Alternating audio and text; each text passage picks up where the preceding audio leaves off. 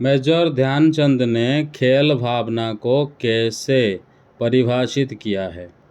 Major Dhyanchand के अनुसार खेल भावना का मतलब है गुस्सा छोड़कर संयम और सहयोग की भावना से खेलना। वह मानते थे कि हार या जीत व्यक्तिगत नहीं बल्कि देश की होती है। उन्होंने अपने साथी खिलाड़ियों को गोल करने का मौका दिया ताकि टीम मजबूत बने।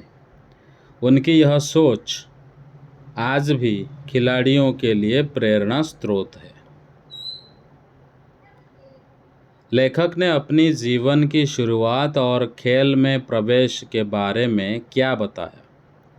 लेखक का जन्म 1904 में प्रयाग में हुआ। वे सेना में सिपाही के रूप में भर्ती हुए और पंजाब रेजिमेंट से जुड़े।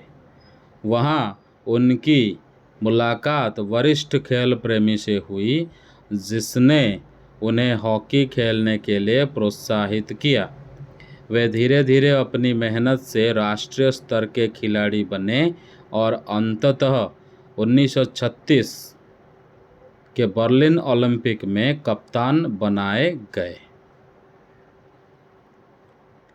लेखक ने अपने चोट लगने के बाद खेल जारी रखने का तरीका कैसे बताया? लेखक के खेल के दौरान एक खिलाड़ी ने गुस्से में हॉकी का झटका मारा, जिससे वे घायल हो गए। चोट लगने के बावजूद उन्होंने पट्टी बांधकर मैदान में वापसी की। इसके बाद उन्होंने 6 गोल कर अपने प्रतिद्वंद्वी को करारा जवाब दिया। यह उनकी दृढ़ता और साहस का परिचय था। मेजर ध्यानचंद ने हॉकी में टीम वर्क को कितना महत्व दिया? मेजर ध्यानचंद हमेशा टीम वर्क को प्राथमिकता देते थे। वे खुद गोल करने के बजाय गेंद को अपने साथी को पास करते थे ताकि टीम को जीत मिले। उनकी यह खेल भावना टीम को मजबूत बनाती थी और उन्होंने इसी वजह से विश्व के सर्वश्रेष्ठ हॉकी खिलाड़ियों में अपनी जगह बनाई। लेखक ने हॉकी के खेल को जीवन के साथ कैसे जोड़ा है? लेखक के लिए हॉकी केवल खेल नहीं बल्कि जीवन का एक महत्वपूर्ण हिस्सा है। उन्होंने कहा कि लगन, साधना और खेल भावना ही जीवन में सफलता की कुंजी है। उनकी मेहनत और समर्पण ने उन्हें हॉकी का जादूगर बनने में मदद की और उन्होंने अपने देश का नाम रोशन किया। लेखक ने मैदान में गुस्से के प्रभाव के बारे में क्या कहा है? लेखक का मानना था कि खेल में गुस्सा नुकसानदायक होता है। गुस्सा खिलाड़ी का ध्यान भटकाता है और खेल भावना को कमज़ोर करता है। इसलिए संयम और धैर्य से खेलना चाहिए।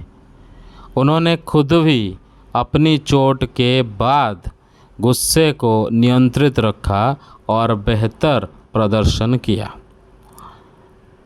मेजर ध्यानचंद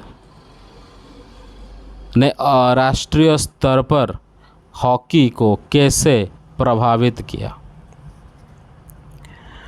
मेजर ध्यानचंद ने अपनी प्रतिभा, लगन और खेल भावना से भारत को कई ओलंपिक स्वर्ण पदक दिलाए। उनकी खेल शैली ने हॉकी को विश्व में पहचान दिलाई। उनका योगदान इतना महत्वपूर्ण था कि भारत में उनके जन्मदिन को राष्ट्रीय खेल दिवस के रूप में मनाया जाता है। लेखक ने अपने बचपन और युवावस्था के बारे में क्या विवरण दिया है? लेखक ने बताया कि उनका जन्म एक सामान्य परिवार में हुआ। वे जवान होकर सेना में भर्ती हुए और शुरुआत में खेल में ज़्यादा रुचि नहीं थी।